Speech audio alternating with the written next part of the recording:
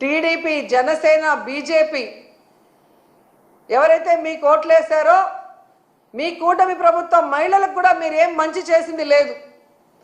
వాళ్ళని కూడా మీరు నట్టేట ముంచి మోసం చేశారు అన్న విషయాన్ని ఈరోజు వాళ్ళు గుసగుసలాడుకోవటం వినమని కూడా ఈ సందర్భంగా తెలియజేసుకుంటున్నాను.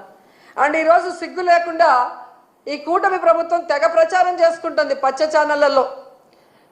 కూటమి ప్రభుత్వం అంట మహిళా సాధికారత కోసం ఎంతో కృషి చేసిందంట. అసలు మహిళా దినోత్సవాన్ని జరుపుకునే అర్హత ఈ కూటమి ప్రభుత్వానికి ఉందని నేను అడుగుతున్నా. అసలు మహిళా సాధికారత కోసం మీరు ఏం చేశారో చెప్పండి. ఈరోజు రాష్ట్రంలో చూస్తే